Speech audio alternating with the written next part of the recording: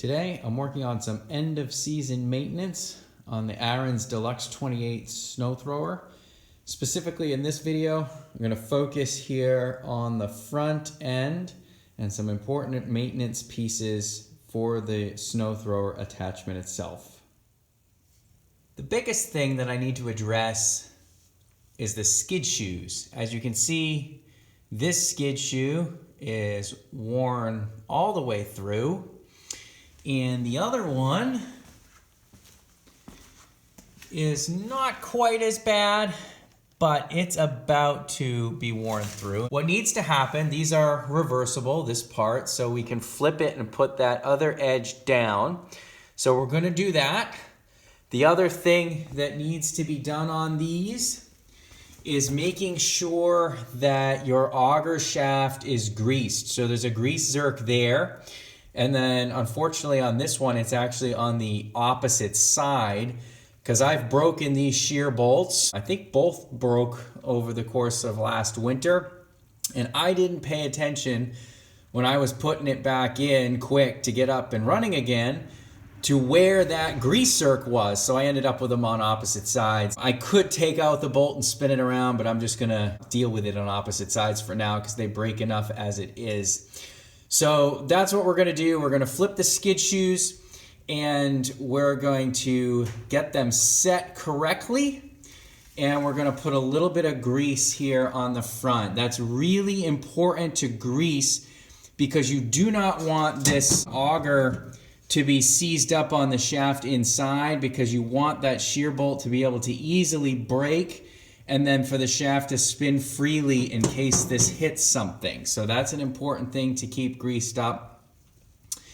And the skid shoes are really important because of protecting the housing as well as influencing the AutoTurn.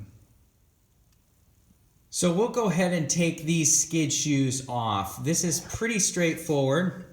That's a 9/16 nut. However, because of the length of threads coming through, you should use a deep socket for that, because if you have a shallow socket, you're not going to be able to get the socket fully over the nut. What's nice about this is on the inside, it's a carriage bolt. So you only need to have the socket on one side in order to get that skid shoe off.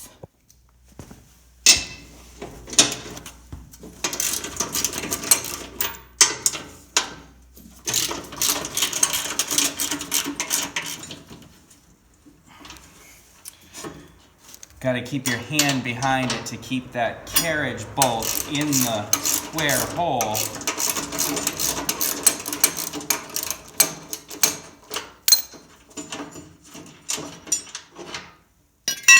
Okay.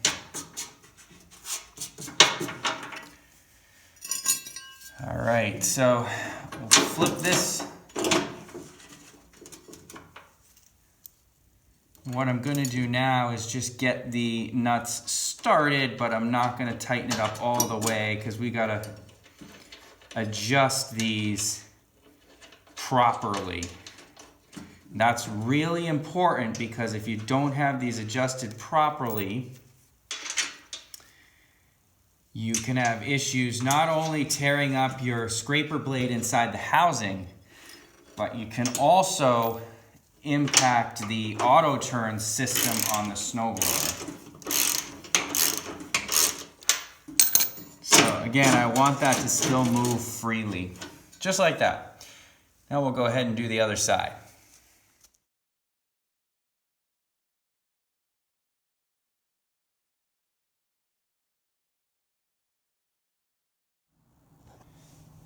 Now that I have the skid shoes flipped over, so we've got a good edge down at the bottom, it's now time to get that adjusted in terms of the height. Now, how you set them is up a little bit to personal preference as well as the surface that you're clearing. For me, I'm clearing some pavement, some grass that's a little uneven. And so because of that, I will set them a little farther down to lift the blade up more. If you're just clearing pavement, you can actually set it pretty low. However, what you don't want is you do not want this scraper blade in here grinding on the ground. I would say you want that up at least 1/8 of an inch, even if you're working on clean pavement, because if that edge is running on the ground, it's going to, first of all, wear down more quickly. It's basically getting sanded all the time as it runs over pavement. But the other thing is anything that you catch or nick can sort of pull at the back of the housing. So you want that up. You don't want that scraper blade actually physically scraping the surface. The other aspect of setting these skid shoes is it's actually how you adjust your auto turn as well. Anyone who has one of these AutoTurn snow throwers is probably familiar with the fact that as you apply effort or hold back on one of the handles, the machine will turn toward that side. Or if you catch anything or snag anything up front on one side of the machine will turn in that direction. And so if you don't have these skid shoes adjusted evenly, such that there's an even amount of drag on both sides, what'll happen is the machine will always want to turn in one direction as it's sensing that difference in resistance up front.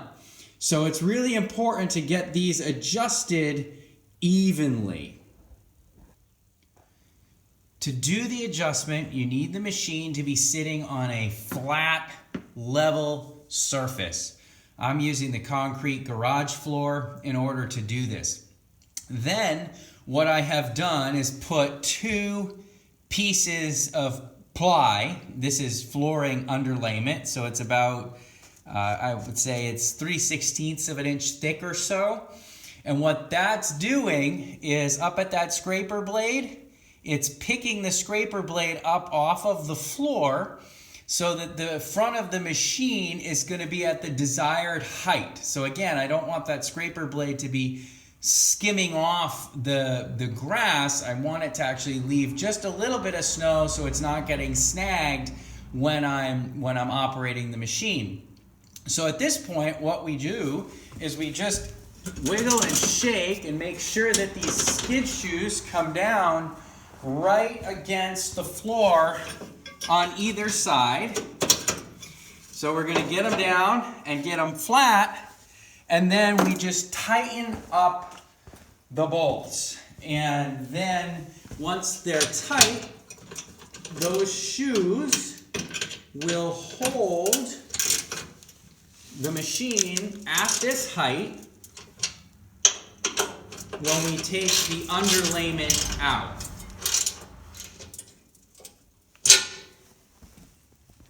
So I pulled the underlayment out, and now you can just see that small gap underneath that scraper blade all the way across, which is exactly what we want. And this is why it's so important that you're on a flat level surface, because you need that to be nice and even all the way across, because you don't want one side to pull more than another. And there's a simple way to check this too. If everything is adjusted properly, if you pick the machine up and then set it down, both skid shoes should hit the ground at the same time and everything should be even. See that? I set it down and the whole front is hitting at once.